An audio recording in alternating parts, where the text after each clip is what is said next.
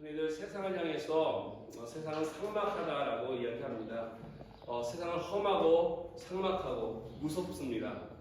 최근에 해서 들려오는 총기 사건을 통해서 우리 교포사에서도 우리 마음이 너무 아프고 안타까운 소식들이 많이 들려오고 있습니다. 이런 소식이 끊임없이 이 짓만 하면 또 일어나고 이 짓만 하면 또 일어나는 이런 것들을 통해서 이 사회가 점점 더 악해지고 있다는 것, 그리고 우리가 불안 가운데 살고 있다는 것들이 많이 느껴지는 것 같습니다. 왜 이와 같은 일들이 계속 끊이지 않고 우리 주변에서 또 우리 사회 속에서 일어나는 것이겠습니까? 왜 이 세상이 점점 이렇게 불안하게 사람들에게 공포를 주며 어렵게 살아가는 것일까요? 이 사회 제도가 잘못되었기 때문에 그랬을까요? 정부가 뭔가를 잘못했기 때문에 그럴까요? 또는 이 경제 제도가 잘못됐기 때문에 빈부 차이가 많이 나기 때문에 사람들에게 불만을 갖고 이런 일들이 일어나는 것이겠습니까? 여러 가지 요소들이 분명히 있을 것입니다. 이런 것들이 영향을 끼칠 것입니다. 그럼에도 불구하고 이런 시스템이나 또 정부가 하는 일들이나 또 이런 문제들이 근본이라고는 생각지 않습니다. 더욱더 이런 사람들의 마음속에 이렇게 사람들을 향해서 악을 행하고 공포를 조성하는 것은 사실 그 마음속에 보면은 메말라 있는 이 사랑이 없기 때문에, 그 마음에 사랑이 좀 있으면, 좀 너그러움과 다른 사람으로부터 따뜻한 마음이 있으면 이런 것들이 좀 멈춰지고 조절이 될 텐데, 이 사랑이 메말랐기 때문에 아무리 좋은 제도가 있고 시스템이 있고 정부가 뭔가 열심히 한다 하더라도 아직도 사람들은 그것에 이렇게 만족하지 못하고 흡족해하지 못하면서 사람들은 알게 모르게 이 세상을 향해서 그들의 분노를 분출하는 게 아닌가 생각이 듭니다. 사람들의 가슴에 이와 같은 사랑이 메말라게 되면은 어떤 열매도 솔직히 이렇게 아름답게 맺을 수가 없는 것입니다. 무엇을 우리가 개선해야만이 그들의 삶 속에 또 우리들이 살고 있는 이 사회가 좀 더 아름다운 세상으로 이렇게 좀 변해질 수 있겠습니까? 제도나 또는 시스템을 바꾸는 것이 아니라 우리들의 마음속에 꼭 필요한 것이 있어야 한다는 것입니다. 이 꼭 필요한 것, 우선해야 할 것, 이것은 바로 사랑이라고 말씀드릴 수 있습니다. 오늘 특별히 어머니 주일을 맞이하기 때문에 어머니에 대한 이야기가 많습니다. 어머니 하면은 사랑이죠. 헌신이죠. 끝없는 헌신과 사랑은 어머니를 대표로서 우리에게 보여줄 수 있는 좋은 예로 말씀드릴 수 있습니다. 사랑은 모든 것을 아름답게 하는 힘이 있기 때문에 이와 같은 사랑의 힘을 갖고 있는 어머니를 우리가 존경하고 또 기억하는 날로 오늘 많은 사람들이 지내는 것이 아닌가 생각됩니다. 실제로 미국에서 있었던 일이라고 합니다. 서부 시대에 계속 이 탕방 속에서 금을 캐던 이런 시대 속에 어떤 일인데, 석탄을 캐기 위해서 이 불을 파는 가운데 그 당시에는 다이너마이트를 설치하고서 이 폭파하면서 이 탕방을 캐쳤다고 합니다. 그래서 모든 이 다이너마이트를 잘 설치하고 그리고 심지를 잘 붙여놓고 그리고 다이너마이트 터지기를 기다리기 위해서 사람들이 다 뒤로 물러서서 기다리고 섰습니다. 그런데 어디 있었나 조그만 아기가 갑자기 그 앞으로 부츠 튀어났다는 것입니다. 많은 사람들이 놀랐습니다. 많은 사람들이 놀라서 이 아이를 향해서 소리칩니다. 아이를 향해서 소리는 치지만 선뜻 그 누구도 나서지 못하는 것이었습니다. 왜 그렇습니까? 곧 다이너마이트가 폭발하기 때문에. 그러나 이 아이가 위험하기 때문에 아무 소리치니까 이 아이가 소리치는 어른들을 보고 더 놀라서 그 어른들을 피해 오히려 다이너마이트가 설치되어 있는 굴 쪽으로 가는 것입니다.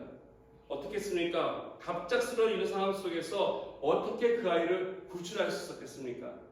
그런 혼란 가운데 끝에서 어떤 여인이 막 다가와서 그 아이를 향해서 아무 소리 않고 아가야 하면서 빵긋 웃고 팔을 활짝 벌렸습니다.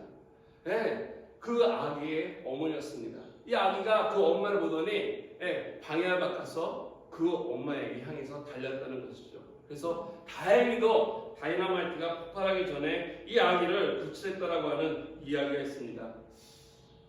무엇이 이 아기를 살렸습니까? 조직도 아니고요, 어떤 계획도 아닙니다.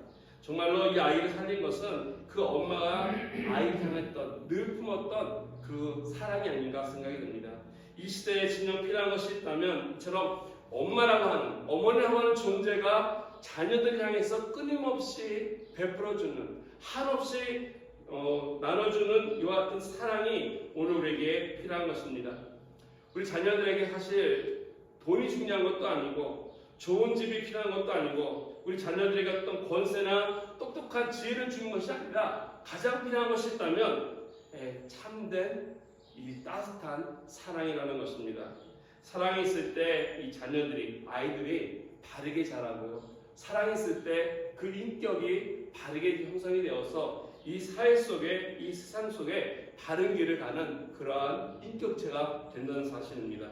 이런 측면에서 많은 세상에 좋은 것이 있지만은 그 가운데 최선의 것을 뽑으라 하면은 사랑이라고 말씀드릴 수 있을 것입니다. 사랑이 많은 문제들의 해답이 될 수 있습니다. 뿐만 아니라 치료제라고도 이야기할 수 있습니다. 누군가는 이런 이야기를 했다고 합니다. 사랑은 인류의 모든 질병을 치료하는 유일한 약이다. 틀린 말이 아니라고 생각이 됩니다. 다른 것은 부족해도 사랑이 있으면 그 사랑으로 고쳐지고 또 그 사랑으로 회복이 된다는 것입니다. 그럼에도 불구하고 오늘날은 안타깝게도 이와 같은 사랑이 이기적이 되고 이와 같은 사랑이 점점 식어져 가고 있는 이런 시대를 우리가 살아가고 있습니다. 여러분의 마음은 어떻습니까? 여러분의 가슴은 사랑으로 얼마큼 채워져 있습니까? 심지어 교회도 그렇고 가정도 그렇고 알게 모르게 이 사랑이라고 하는 것들이 필요하고 풍부해함에도 불구하고 메말라져 가고 있고 점점 사라져 가고 있는 모습을 우리가 본다는 것입니다. 어떻게 하면 이와 같은 사랑이라고 하는 것이 다시 강처럼 이 캘리포니아의 올 겨울 내내 내렸던 비와 같이 풍부하게 차고 넘쳐서 진정으로 이 사랑이 우리 삶 속에 채워져서 우리의 삶을 더욱더 아름답게 만들고 풍성하게 만들 수 있는지 오늘 본문을 통해서 함께 은혜를 나누기 원합니다. 오늘 본문 말씀을 보면은 사랑에 대한 귀한 권면의 말씀을 우리 사도 바울이 전하고 있습니다. 우리 소위 말하는 고린도서 13장 하면은 우리 모두가 잘 알고 있죠. 사랑장, 그 유명한 사랑장으로 우리가 기억합니다.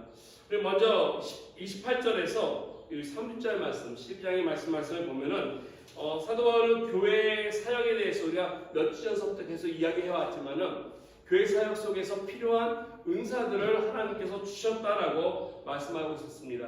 근데 오늘도 마찬가지로 교회 사역과 연관되어서 한 8가지의 필요한 직분과 사역에 대해서 소개를 해주고 있습니다. 이거는 일반적인 은사가 아니고요. 또 많은 은사를 다 여기다 기록하지 않았습니다. 교회에서 꼭 필요한 은사를 8개를 소개하고 있는데 이 8개의 은사를 우리가 한 3가지로 나눠볼 수 있습니다. 첫 번째는 이 말씀에 관한, 말씀을 사역하는 것과 관련되어 있는 이런 은사들이 언급되어 있습니다. 그 첫 번째가 바로 그 직분이 뭐냐면 사도라고 하는 직분이 언급되고 있습니다. 사도라고 하는 것은 아포스톨로스라고 해가지고 좀 더 얘기하면은 12제자들, 예수님의 12사도들을 우리가 이야기할 수 있습니다. 그래서 12제자지만 좀 더 넓은 의미로 얘기하면은 그 12제자 말고도 하나님의 말씀을 전하는 자 또는 뭔가 메시지를 가지고 보냄을 받은 이런 사람들을 사도라고 얘기할 수 있습니다. 그래서 복음을 전하는 자라고 하는 뜻을 보면은 이 안에서 사도 바울도 사도라고 불리는 것이고요. 바나바도 사도라고 얘기할 수 있고요. 오늘날 살아가는 저와 여러분 또한 하나님 말씀을 전하는 자로서는 사도로서의 이런 직분을 충분히 수행하는 사람들이라고 말씀드릴 수 있습니다. 그래서 영어 성경에 보면은 이 사도라고 하는 단어를 미셔널이라고 이렇게 바꿔서 번역하기도 했습니다. 미셔널, 어떤 사명을 띠고 있는 사람이라는 것이죠. 두 번째 이 말씀과 관련돼서는 선지자라고 하는 직분이 나와 있습니다. 예언자를 이야기하고 있습니다. 앞날에 대한 일들을 이렇게 미리 이렇게 얘기한다. 근데 여기 선지자라고 할 때 또 한 가지 의미가 있는데 앞날에 있을 일을 미리 예측해서 얘기하는 이런 점쟁이나 이런 것이 아니라 즉 무언가 하나님께서 하시고자 하는 일에 대한 것을 선포하는 이런 의미를 말씀드릴 수 있습니다. 그래서 오늘날 우리 교회에서는 이 선지자, 즉 예언자라고 하는 이 직분을 우리 설교자로 대신합니다. 즉 하나님의 말씀을 대언함으로 말미암아 즉 이 말씀을 통해서 이 땅을 살아가는 우리들이 어떻게 살아가야 할 것인가를 하나님 말씀해 주신다. 그래서 그 직책을 바로 이 선지자라고 이야기할 수 있습니다. 세 번째는 교사입니다. 교사는 말씀을 가르치는 사람을 언급하고 있습니다. 근데 일반 교사가 아니라 오늘 보면은 이 말씀을 이 교사는 깊게 깨닫고 또 깊이 있게 잘 관찰해서 가르쳐주는 교사입니다. 그래서 이와 같은 사도 또 예언자, 선지자 또 교사를 에베소서 4장 11절을 보면은 목사와 교사를 같은 직분으로 이렇게 동등하게 이렇게 올려놓은 것을 우리가 볼 수 있습니다. 물론 모든 직분이 높고 낮은 없습니다. 같은 사회 속에서 같은 일들을, 같은 사역들을 하는 사람이라는 것이죠. 그래서 이와 같은 세 가지 직분은 교회의 말씀 사역을 위해서 꼭 필요한 사역입니다. 두 번째 종류로는 이 복음을 증거하는 사역과 관련된 은사가 있는데, 이거는 이 복음이 전하는 것이 진짜다라고 하는 것을 확인시켜주는, 확증시켜주기 위해서 함께 나타나는 것입니다. 이 사람이 전하는 말씀이나 또는 예언하는 이것이 또는 가르쳐주는 이 말씀이 진리다라는 것을 보여주는, 증명해주는 이런 은사인데, 이건 누가 봐도 이렇게 놀라울 만한 은사입니다. 여기 세 가지 소개되고 있는데, 첫 번째가 능력이죠. 두나미스, 뭔가 파워가 있는. 우리 성경에는 한글이 이 능력에서 하나, 이게 단수로 나와 있는데, 이 원어 성경에는 이 복수입니다. 그래서 능력들, 이게 다양한 능력들을 언급하고 있다고 말씀드릴 수 있습니다. 그래서 영어 성경에는 이거를 미라클, 기적들, 이적이라고 표현했습니다. 즉 하나님의 말씀을 증거하고 가르칠 때 이게 참되다라는 것을 증명하기 위해서 같이 동반해 나타나는 이적들이 있다라는 것입니다. 이것은 초자연적인 능력들, 하나님으로부터 오는 것인데 이런 능력들. 두 번째는 병 고치는 은사가 있습니다. 신유의 은사를 언급하는 것이죠. 그리고 세 번째는 제 생각에 여기에 방언이 들어가야 하지 않을까 생각이 듭니다. 방언이라고 하는 것이 우리가 물론 하나님과 영적인 면에서 기도드리는 것도 의미할 수 있지만, 하나님의 말씀을 전할 때 일어나는 초자연적인 현상 속에서 사도행전 2장에 보게 되면 복음을 증거할 때 드러났던 어떤 표준 중의 하나입니다. 사도 베드로가 오순절날 복음을 선포할 때 우리가 아는 대로 베드로는 다른 나라 언어를 배운 적이 없습니다. 그래서 그는 분명히 아람어로 자기가 늘 쓰던 언어로 복음을 증거했을 것입니다. 예수님의 십자가에 돌아가심과 부활하심에 대해서 증명했을 텐데, 그곳에 있던 사람들이 여러 국가에서 왔음에도 불구하고 다 각자 자기 나라 언어로 그걸 알아들었다는 것입니다.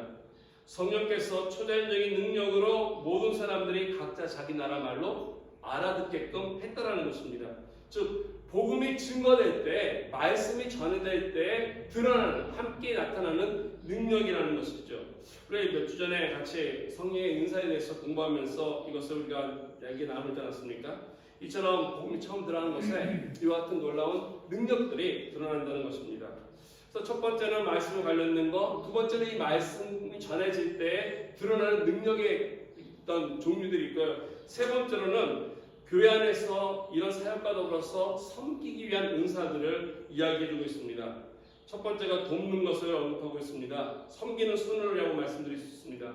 뭔가 하려고 할 때 그 일을 잘 알아서 섬겨주시는 분들, 교회 여러 가지 일들을 알아서 척척척 잘해주시는, 그리고 권사님 같은 분, 이런 분들이 교회에 필요합니다. 말씀드리지 않아도 알아서 잘 섬겨서 많은 사람들에게 유익을 주고 불편함 없이 모든 사람들이 편하게 그 가운데서 공동체 안에서 일이 잘 돌아갈 수 있도록 섬기는 것, 이게 은사가 아니고 무엇이겠습니까?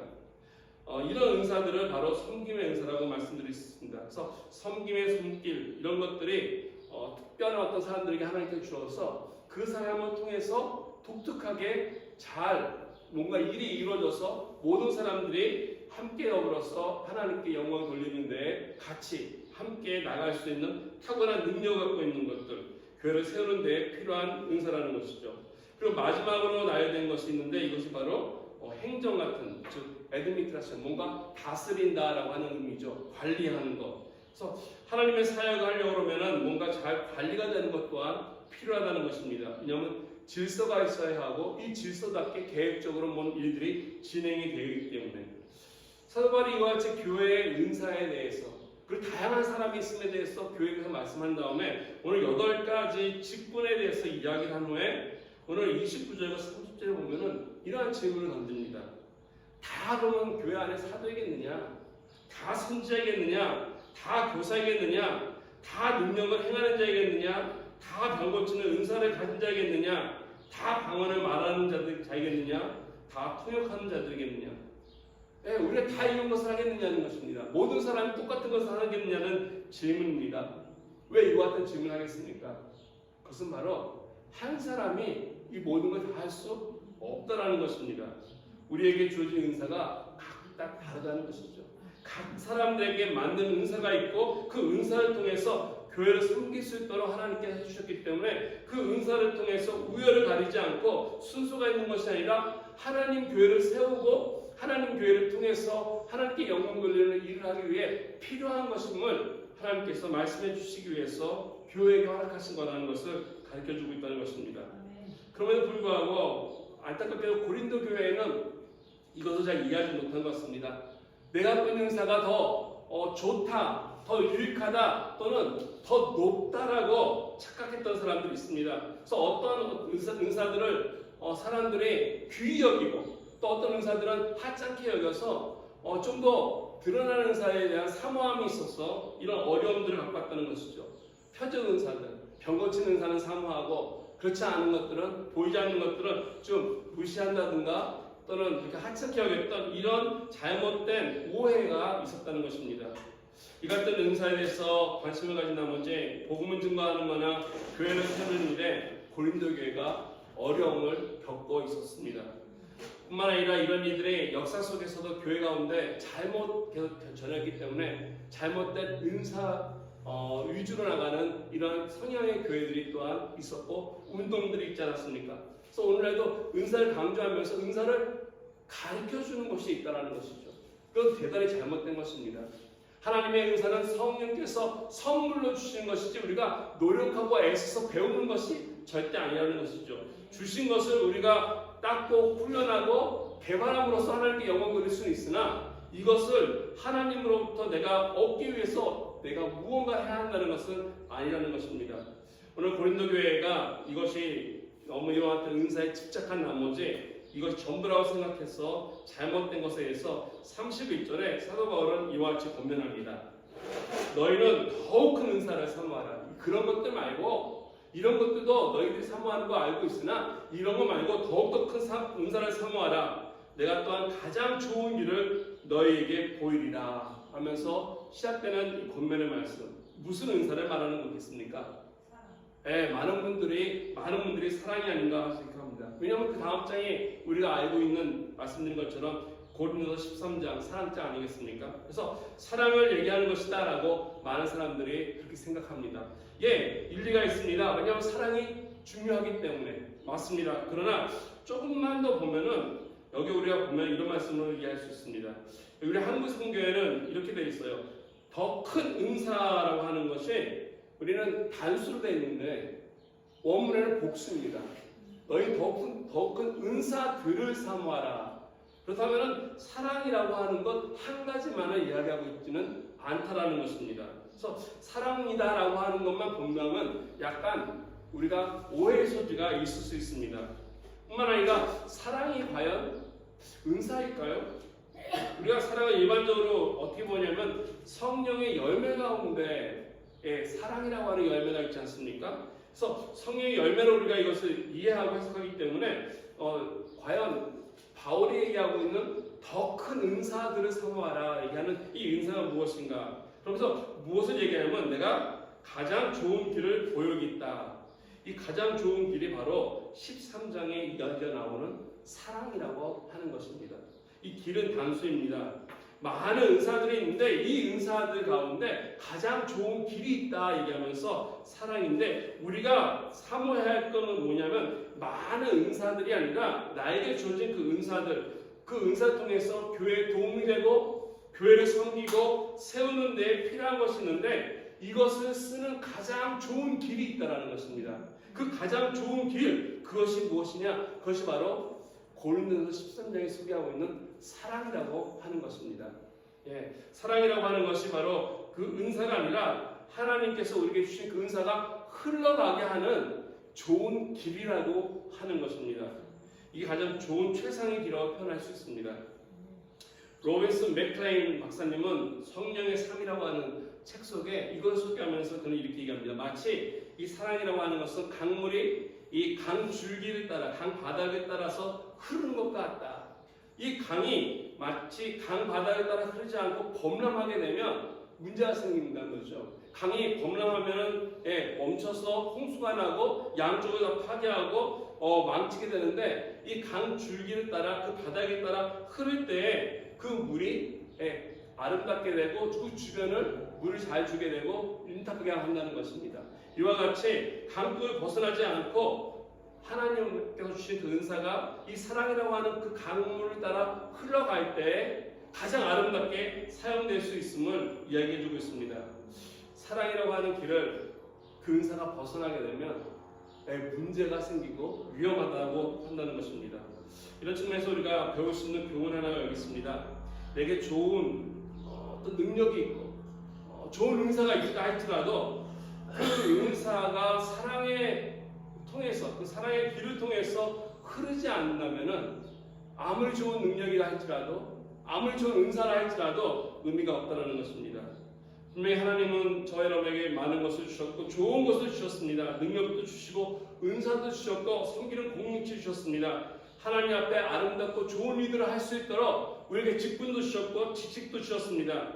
그렇기 때문에 우리가 이것을 가장 좋은 길로 우리는 사용해야 할 것입니다. 아멘. 이와 같은 것을 우리가 이해하지 못하고 깨닫지 못하고 내 능력만 의지하고 내 은사만 자랑하고 있다면은 아무리 그 은사가 뛰어나고 능력이 뛰어난다 한들 그 인생이 바르게 하나님 앞에 열매 맺지 못하고 그 교회가 하나님 앞에 바르게 세움받지 못한다는 것입니다.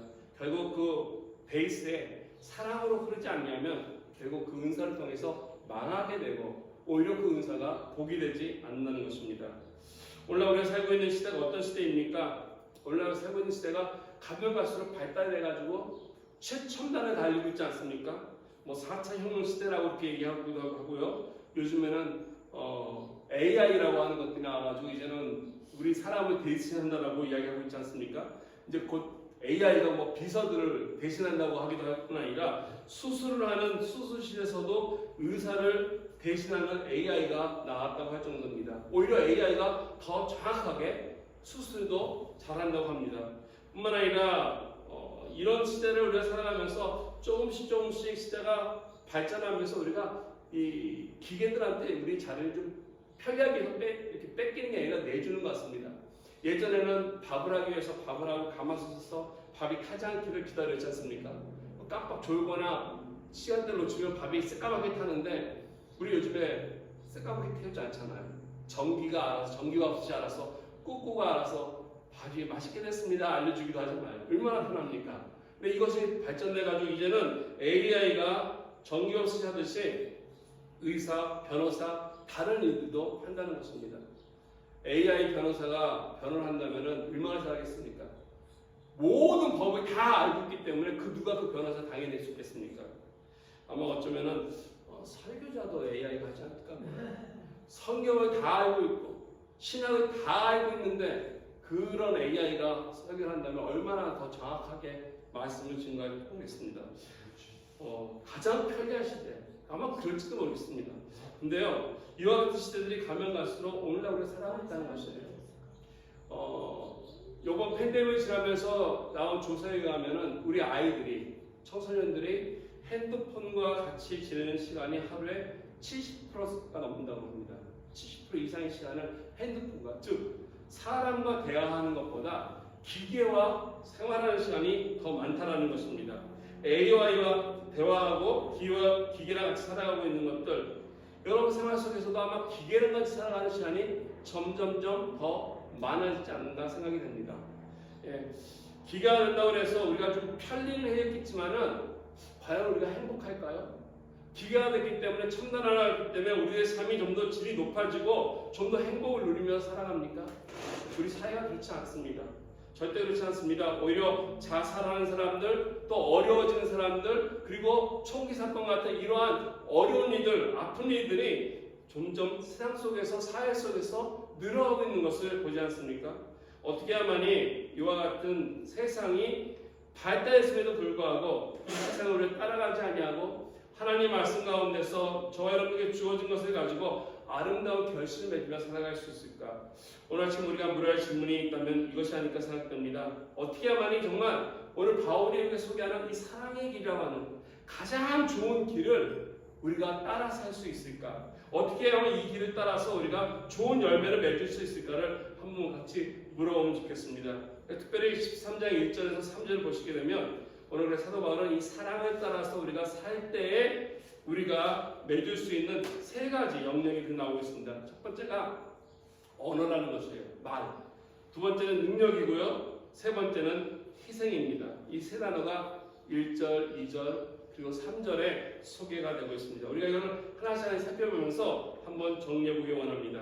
사랑을 따라 살아가는 삶이 어떤 것인지, 우리 첫 번째는 우리가 사랑을 따라 살려면 말로만 해서는 안 된다는 것입니다. 말만 가지고는 충분하지 않다는 것입니다. 내가 사랑해야 하는데 사랑이 말로 충분하지 않고 이 언어보다 더 진실되고 중요한 것이 있는데 그것은 바로 행위라는 것입니다. 행함이 같이 동행해야 합니다. 언어 필요합니다. 말하는 거 필요합니다. 대화해야 합니다. 애원을 통해서 소통해야 하는 거 필요하고 중요합니다. 그러나 그것만이 충분하지 않다는 것입니다. 진실한 행함이 따르지 않으면 그 언어의 가치가 없다는 것입니다. 13장 1절 말씀에 이렇게 나와 있지 않습니까?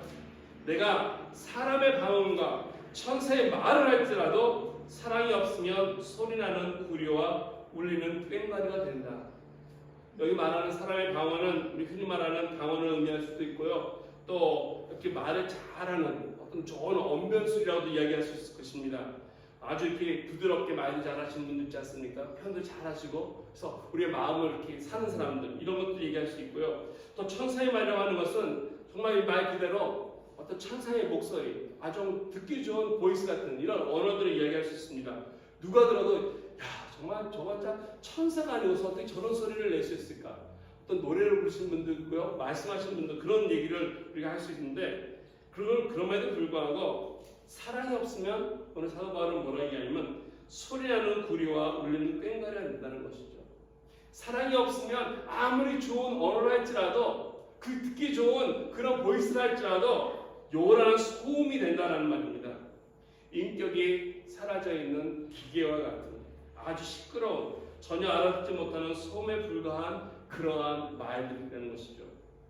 이와 같은 불쾌한 말들이, 이와 같은 언어들이 사람을 변화시키지 못하기 때문에, 사람을 감동시키지 못하기 때문에, 사람을 그 사랑으로 채우지 못하기 때문에 오늘날 메말라가고 있다는 것입니다.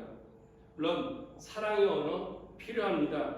언어가 있어야 대화도 하고 사랑을 고백할 수 있기 때문에 그 사랑의 말이 필요합니다. 그 아름다운 언어가 우리에게 있다 할지라도 말만 있으면 안 된다는 것입니다.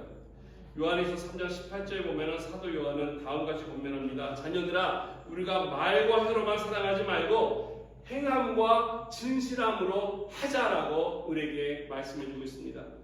행함이 함께하지 않는 사랑은 의미가 없다는 것이죠. 진실이 빠져있는 것은 가짜라는 것입니다. 그래서 우리가 입술로 끝내는 것이 아니라 이 말이 우리의 행함과 더불어서 그 사랑이 전달될 때 그 가운데 하나님께서 말씀하시는 사랑의 길로서 온전히 변화가 일어나고 하나님이 좋으신 귀한 열매들이 맺혀진다는 것입니다. 두 번째로 우리가 생각해 볼 때 이와 같이 말뿐만 아니라 또 중요한 것이 있습니다. 그것은 뭐냐면 능력이 우리에게 필요한다는 것입니다. 능력이 필요한데 이 능력 또한 마찬가지로 능력만 있으면 소용이 없습니다. 능력과 더불어서 그 능력을 행하는 동기 속에 따뜻한 사랑의 가슴이 있어야 한다는 것이죠. 사랑을 가지고서 행할 때 그 능력이 아름다운 결실을 만들어낼 수 있다는 것입니다. 우리는 많은 사람들은 능력을 소중히 여기죠. 그리고 그 능력의 파워가 있기 때문에 얻으려고 하고 또 그 자리에 가려고 합니다. 그걸 가지고 애를 씁니다. 그런데 그 능력보다 그 능력을 우리가 잘 다스릴 수 있는, 가게끔 하는 사랑의 가슴이 필요하다는 것입니다. 2절 말씀에 보면 이렇게 나와 있지 않습니까? 내가 예언하는 능력이 있어 모든 비밀과 모든 지식을 알고 또 산을 옮길 만한 모든 믿음이 있을지라도 사랑이 없으면 내가 아무것도 아니다라는 것입니다. 오늘 여기 2절 말씀에 보면은 이 세상 사람들이 가장 어떻게 보면은 열광하는 또는 기뻐하고 아주 기쁘게 받고자 하는, 또 소유하고자 하는 능력이 나와 있습니다. 예언하는 능력입니다. 굉장하지 않습니까? 하나님의 비밀을 풀고 하나님에 대한 지식과 그 지혜를 알고서 이 깨달음을 갖고 있는 이와 같은 것, 아마 많은 신학자들이나 또는 목회자들이 이러한 능력을 갖고자 하지 않을까요? 하나님의 말씀에 대한 비밀을 다 알고 있어서 정말 막힘없이 모든 것을 잘 풀어낼 수 있고 가르쳐 줄 수 있는 이와 같은 능력, 이런 것들을 많은 사람들이 소유하고자 하는 귀한 능력인데, 이것이 하나고, 두 번째는 오늘 또 나온 게 산을 옮길 만한 믿음의 능력입니다. 얼마나 대단합니까? 산을 옮겨버렸을 만한 이와 같은 파워. 성경에 보면은 엘리야 선지자가 기도를 한 번 했어요. 기도를 한 번 했더니 비가 안 왔어요. 안 왔는데 그냥 한 번 안 온 게 아니라 3년 6개월 동안 비가 오지 않았습니다. 네. 3년 6개월 동안 비가 오지 않았다는 게 얼마 동안 굉장히 안 왔다는 것이죠. 우리가 지금 비가 몇 개월 동안 와도 왜 이렇게 많이 왔는데, 이런 비가 3년 6개월 동안 오지 않았다는 것은 한 번 기도했더니 그와 같은 능력이 있었습니다. 그런데 반대로 그가 다시 한 번 기도했더니 하늘문이 열리고 비가 내렸다. 어마어마한 능력 아니겠습니까? 이게 보통 능력이 아닙니다. 손을 얹어 기도하면 병들이 떠나가는 능력, 이런 신묘 능력, 이와 같은 능력들을 그 누구나 소유하고자 했을 것입니다. 사도행전에 보면은 이와 같은 능력이 바울에게 있었음을 언급하지 않습니까? 바울의 몸에다가 지나가는 사람들이 손수건이나 앞치마를 갖다가 대면은 병든 사람마저 거기 떠나고, 병들어서 어떤 악기도 떠나갔다는 하는 기록이 있는데, 이와 같은 능력을 얼마나 많은 사람들이 갖기 원하겠습니까? 이와 같은 능력들이 있다면은 아마 그 교회에 사람들이 반가워할 것입니다. 그런데 오늘 본문은 뭐라고 말씀하고 있습니까? 설사 이와 같은 능력이 있다 할지라도 그 밑에 사랑이 없으면 아무것도 아니다라는 것입니다. 내가 많은 능력을 가지고 있는데 정말 세상을 뒤엎을 만한 파워가 있다 할지라도 내 안에 사랑이 없으면 I'm not bad. 나는 아무것도 아니다. 나는 아무런 의미가 없는 그런 존재라고 하는 것을 사도 바울은 얘기해주고 있습니다. 영화의 메시지 바이블을 보니까 이렇게 번역해놨어요. 참 재밌게 했는데요. 내가 아무리 아름다운 말을 할지라도, 내가 아무리 믿음의 능력이 탁월하다 할지라도, 내가 아무리 위대한 일들을 행한다 할지라도 사랑이 없으면 나는 파산한 인생과 같다. 파산한 인생과 같다라고 했습니다. 정말 남길 것이 아무것도 없다는 뜻입니다.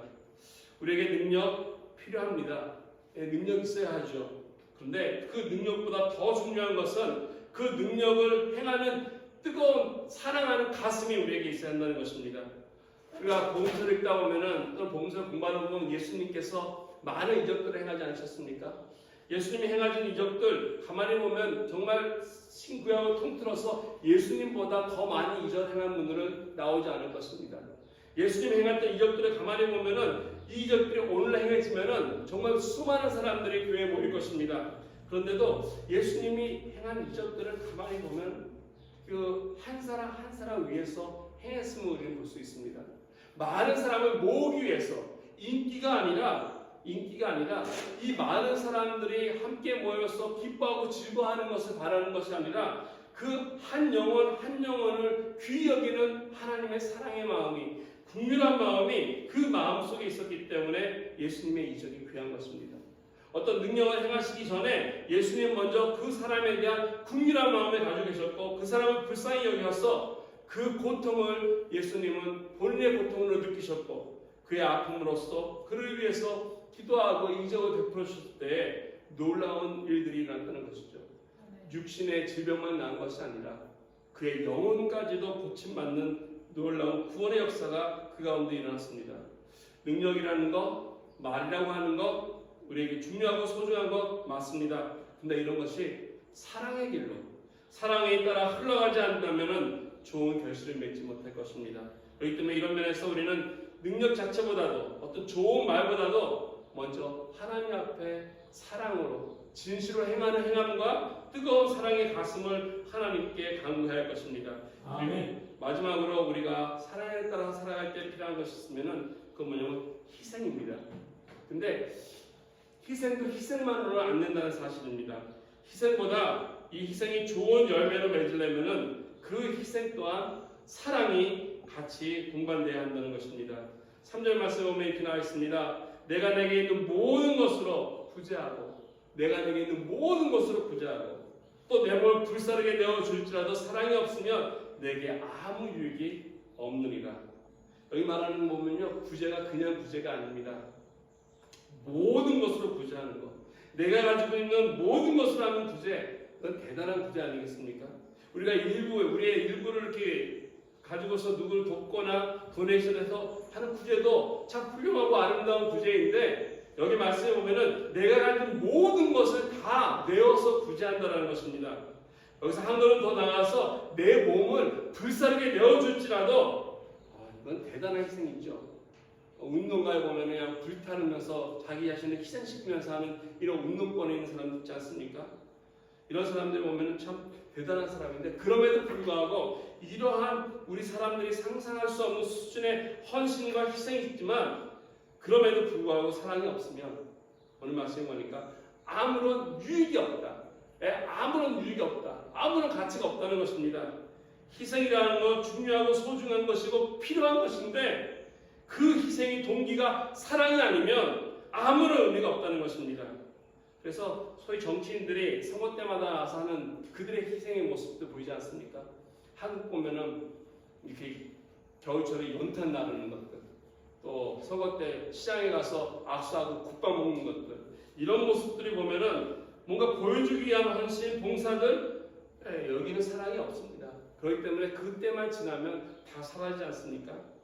참으로 하나님이 기뻐하시는 희생은 사랑이 동기가 되었고요. 이 사랑의 동기가 함께 있을 때 그 희생이 아름다운 결실을 낳는 것입니다. 초반에 어머니의 사랑을 말씀드렸는데, 어머니의 희생이 여기 있지 않습니까? 자녀를 위해라면 무엇이라도 아끼지 아니하는, 자식을 위해서라면 정말 내 몸을 불사르라도 내어줄 수 있는 그와 같은 희생이 어머니들에게 주어졌기 때문에 어머니가 참 위대하다라고 말씀드릴 수 있습니다. 선교사님들의 희생과 수고가 똑같지 않을까 생각됩니다. 선교지에 있는 그 현지인들이 그들과 무슨 관계가 있겠습니까? 아무런 관계없는 사람에도 불구하고 그들은 예수를 사랑하기 때문에 그들을 위해서 그들의 삶을 드리고 생명을 바칠 수 있는 이 선교사님들, 무엇을 바라면서 그들이 이런 희생하겠습니까? 이것이 바로 예수 그리스도의 사랑의 동기가 있기 때문에, 하나님의 사랑 때문에 그 가운데 하나님의 그 열매들이 맺혀지기 위해서 헌신되는 것이 아니겠습니까? 이같이 하나님 기뻐하시는 희생은 사랑이 동기가 되는, 사랑이 베이스가 되는 희생이고, 이와 같은 순기적인 헌신이 놀라운 결실을 맺게 되는 것입니다.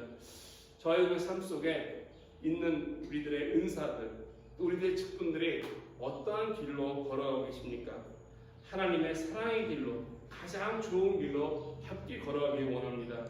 그래야만이 교회가 교회로서의 역할을 감당하고요, 성도가 성도로서의 하나님의 길을 잘 걸어서 그 교회를 아름답게 세워나가고 그 섬기게 되는 것입니다. 이런 면에서 오늘 아침에 다시 한번 하나님 앞에 우리들의 삶을 올려드리기 바랍니다.